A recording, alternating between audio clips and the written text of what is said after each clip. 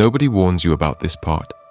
The books talk about expansion, about opening, about the profound sense of connection that comes when you begin to see life more clearly. The spiritual teachers talk about compassion deepening, about love becoming less conditional, about feeling more at home in the world as you do the inner work. And you believed them, or at least you hoped they were right, because that version of growth sounded like something worth moving toward. What they did not tell you is that for a significant period of time, sometimes a long one, the inner work produces something that looks like the exact opposite of all that. You start pulling away from people you used to enjoy. Conversations that felt easy become difficult to sit through. Social situations that never bothered you begin to feel draining in a way you cannot quite explain. Relationships you have maintained for years start to feel hollow, like you are going through motions that used to mean something and now feel like performance. And the hardest part is not the withdrawal itself. The hardest part is what you make it mean. Because you are supposed to be becoming more evolved, more open, more loving. Instead, you are sitting in your car after a family dinner, wondering why you could not wait to leave. You are cancelling plans and feeling relieved.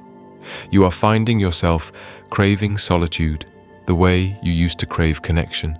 And underneath all of it is a guilt that does not quiet easily, because the story you were given about awakening did not include this chapter.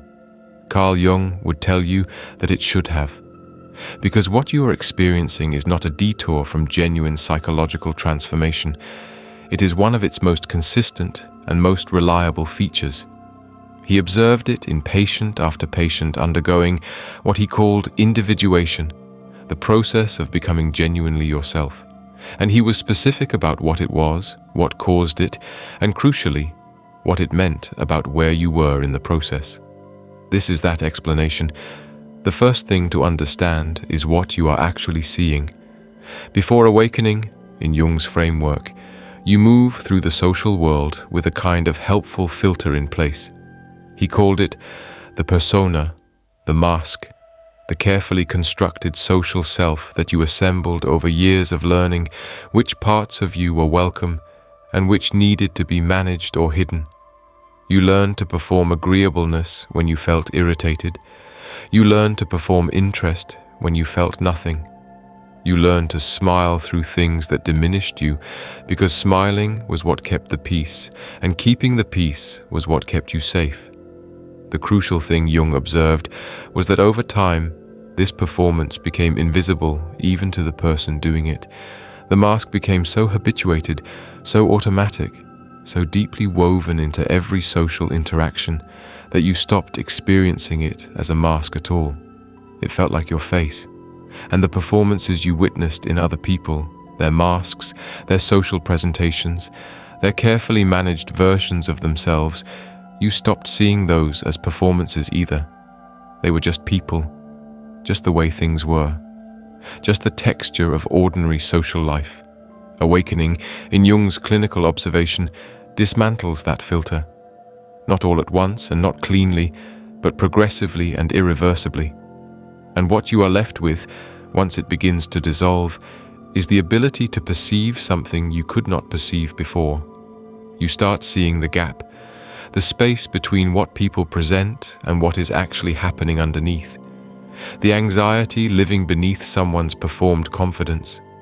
The resentment running underneath a smile. The need for control dressed as generosity. The fear doing the work that charm is taking credit for. You are not imagining these things. That is the first and most important point Jung made to patients who came to him disturbed by this experience. You are perceiving accurately.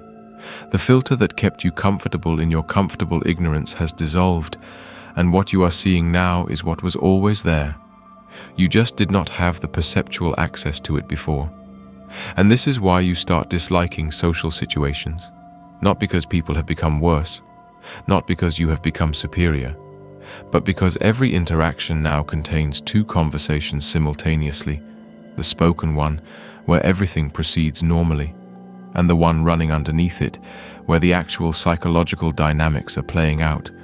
The real motivations, the unspoken needs, the subtle competitions and negotiations and performances that most people never bring into conscious awareness, but that are operating in every room, in every relationship, in every gathering you have ever attended. Once you can perceive that second conversation, sitting through the first one without acknowledging the second becomes a specific kind of exhausting that has no name, but that you will recognize immediately if you are in it. It is the exhaustion of knowing something and being unable to say it, of seeing something and having no acceptable way to name it, of being in a room full of people while feeling, in a way that has nothing to do with physical isolation, profoundly alone. The second thing happening is harder to admit.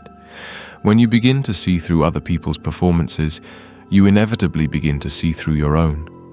And this is where the discomfort stops being about other people and becomes something far more personal and far more confronting. You start recognizing that you have been performing just as much as everyone else, that the agreeableness you thought was genuine warmth was often the inability to tolerate conflict, that the helpfulness you thought was generosity was often a way of securing your place in relationships where you were not sure you were wanted for yourself, that the patience you thought was a virtue was sometimes just an unwillingness to acknowledge what you actually felt, that many of the qualities you considered your best ones were constructed, at least in part, in service of managing other people's perceptions of you rather than expressing anything real. This recognition is not pleasant, and what it produces, Jung observed, is a very particular kind of discomfort around other people, not because they are doing anything wrong, but because being around them holds up a mirror. Every performance you witness in someone else echoes a performance you used to give. Every pattern you detect in a friend reflects a pattern you can now see in yourself or in the version of yourself that existed before you started paying attention. Other people become, not through any fault of their own, constant reminders of what you are in the process of leaving behind. And you cannot always be around reminders without feeling the weight of what they are reminding you of. Jung called this one of the more ironic features of the awakening process. The people who knew you before, the ones who loved you and were comfortable with you, often loved and were comfortable with the persona, with the performed version, and their continued expectation of that version, entirely reasonable from their side, becomes something you cannot meet without a level of self-betrayal that now registers as genuinely painful rather than simply automatic. This is not their failure. Jung was clear about this with his patients. The people in your life who are still operating through their personas are not doing something wrong. They are operating at their current level of development, which is where they are, which is valid, and which is not something you have any standing to judge, given that you were operating from exactly the same place until recently. The difficulty is not a moral one, it is a compatibility one. And compatibility difficulties do not resolve through blame. They resolve, if they resolve at all, through honesty, through time, and through a willingness on both sides to tolerate the discomfort of actual rather than performed connection. The third layer is the one that produces the most guilt. Your tolerance for certain kinds of interaction drops in a way that feels, from the inside, like intolerance, like you are becoming rigid or superior or unable to accept people as they are. But Jung made a distinction here that his patients found clarifying even when it was not entirely comforting. There is a difference between intolerance and accurate sensitivity. Before awakening, you could sit through hours of surface conversation without it costing you much, because you were participating in it at the same unconscious frequency it was operating from. You were not suppressing your awareness during those interactions. You simply did not have the same awareness to suppress. After the perceptual shift, the same interactions require something different from you. They require you to manage, in real time, the gap between what you are perceiving and what can be said, to hold awareness that has no sanctioned outlet, to participate in a shared pretense that your entire system is increasingly organized around refusing. That is not the same as being too good for ordinary conversation. It is the specific difficulty of a nervous system that has been recalibrated and is now being asked to operate in environments that were designed for a different calibration. The fatigue is real. The sense of something almost allergic about prolonged exposure to certain social environments is real. And mistaking it for arrogance, which is easy to do, leads people to shame themselves for an experience that actually deserves to be understood. Jung was direct with patients who came to him caught in this shame spiral. He told them that the goal was not to become someone who could endure any social environment indefinitely without it costing them anything. The goal was to understand what was happening well enough to make conscious choices about where to place their energy and with whom, rather than either forcing themselves through exhausting exposure or withdrawing entirely and calling it evolution. The fourth thing is about loss, real loss. What Jung documented, and what almost no one who talks about spiritual awakening is willing to say clearly, is that this process costs you relationships. Not in dramatic ways usually, not through confrontations and falling outs and decisive endings, though those happen too. Mostly it happens quietly. The shared frequency that maintained a friendship simply shifts. The connection that was built on mutual personas starts to feel like it has no structural support anymore. The ease that came from not seeing becomes impossible once you are seeing. And without that ease, without the unconscious contract that said, we will both look only at the surface and call it intimacy, the relationship does not know where to stand. Some of these losses are ones you expected. Surface acquaintances, relationships you always sensed were more habitual than genuine. Those fall away, and the grief is manageable because the loss, if you are honest, was always somewhat hypothetical. But then the process moves inward and reaches relationships you did not expect to lose. Friends you have known for 20 years. Family members who are woven into your sense of who you are. Partners whose presence has been so constant it feels structural. And the loss of those relationships, or the profound transformation of them into something neither person quite recognizes yet, is a grief that deserves to be called what it is. Jung did not minimize this. He was not the kind of analyst who wrapped difficult things in language that made them easier to swallow. He told patients that individuation carried a cost and that the cost was real, and that anyone who told them otherwise was selling a version of growth that was designed to be purchased rather than undergone. The cost was belonging. The specific, uncomplicated belonging that comes from participating in the shared performance without questioning it. From being part of a group that agrees, collectively and without discussion, to see only the surface. That belonging felt like connection, and in some ways it was connection, limited in depth but genuine in its way. And losing access to it is a real loss that deserves real grief rather than spiritual reframing. You may find yourself mourning people who are still alive, missing a version of a relationship that existed because neither of you was paying a certain kind of attention, grieving the ease of not knowing, which is a strange thing to grieve because you cannot unknow what you know.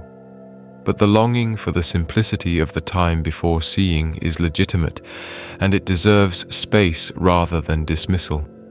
Here is what Jung found on the other side of all of it. He was careful about how he described this because he did not want to offer it as compensation in a way that minimized the difficulty of the passage. But he was also honest about what he observed, which was that the people who stayed in the process, who did not turn back when the cost became clear, who moved through the grief of relational loss without either collapsing into it or bypassing it, arrived at something they had not had before. Not the warm universal love the spiritual marketplace promised. Something harder to describe and more useful than that. He called it the capacity for conscious relationship. The ability to engage with people based on what is actually present rather than what is being presented. To see someone completely, their masks and what is underneath them, their patterns and where those patterns come from, and to make a genuine choice about connection rather than sliding into it unconsciously because the frequency matched. This capacity requires having gone through the phases that precede it, the seeing through, the discomfort, the withdrawal, the grief. It cannot be arrived at by skipping those stages, because those stages are not obstacles to the destination. They are the mechanism by which the destination becomes possible. Your system cannot develop the capacity for conscious relationship while it is still organized around unconscious participation. The period of disliking, of pulling back, of finding social environments draining in ways you cannot fully explain, is your psyche creating the necessary distance from old patterns so that new ones can form. And the relationships that remain, or that begin, on the other side of that process, have a quality that is genuinely different from what came before. Not more numerous, often considerably fewer, but different in a way that makes the old quantity feel like something you were accepting because you did not know another option existed. These are people who do not need your mask, who are not comfortable only with the performed version, who can sit with you in the complexity of what is actually true and not require you to manage their discomfort about it, who can be seen without it feeling threatening, and who can see you with the same quality of attention. These people are not everywhere. They do not announce themselves loudly or arrive in large groups. But Jung observed consistently that they arrived, and that the recognition between people who had both been through this process was immediate and unmistakable, because it operated not at the level of persona meeting persona, but at the level of something more fundamental. Two people who had both paid the cost of seeing clearly, meeting in the space that cost had cleared. What to do while you were in the middle of it. Jung was practical as well as philosophical. He did not just name what was happening. He addressed what to do with it. And his instruction was less about action than about permission. Permission to honor the withdrawal rather than fighting it. Permission to let relationships that cannot survive your awareness dissolve without forcing them or engineering their ending. Permission to need more solitude than you used to need, and to stop interpreting that need as evidence that something has gone wrong with you. He also offered a reframe of the guilt that most people in this phase carry. The guilt says you are becoming cold, judgmental, incapable of connection. What is actually true, in Jung's clinical observation, is that you are becoming capable of a kind of connection that was previously unavailable to you. The limitation is not in your capacity for warmth. It is in your capacity to sustain performed warmth in situations that require you to suppress everything you can see. That is not coldness. It is the specific difficulty of a person who has learned to tell the difference between genuine connection and the performance of it, and who cannot pretend that difference does not exist.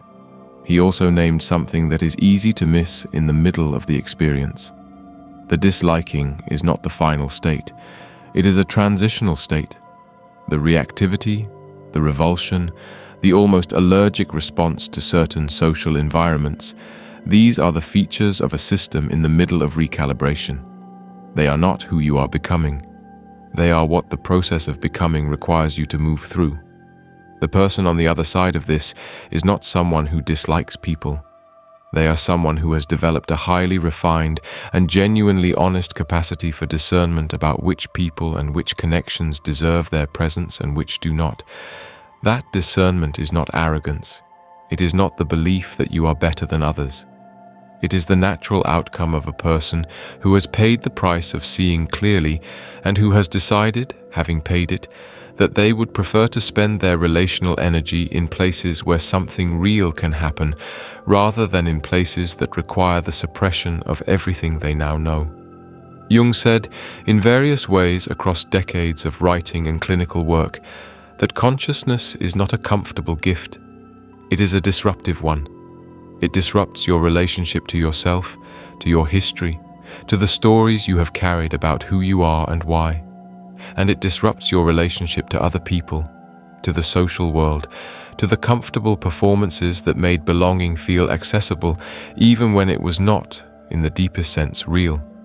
But what it offers in exchange for that disruption, what becomes possible on the other side of the discomfort that nobody warns you is coming, is a quality of life and a quality of connection that is genuinely your own, not constructed, not performed, not maintained through the suppression of your perception, yours.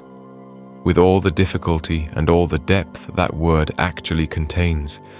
If you are in the middle of this right now, if you recognize yourself in this description, if the guilt and the withdrawal and the strange grief of it are familiar in a way that feels both isolating and somehow like a confirmation of something you already suspected, Jung would want you to know one thing above all others. You are not broken. You are not going backwards. You are not failing at awakening because it does not feel the way it was supposed to feel. You are in the most difficult and most necessary phase of a process that most people either never begin or turn back from when the cost becomes clear. The fact that you are still in it, still paying attention, still sitting with the discomfort rather than reaching for something to make it stop, is not a sign that something has gone wrong. It is the process working exactly as it was designed to work. Trust that, even when, especially when, it does not feel like anything you were told to expect.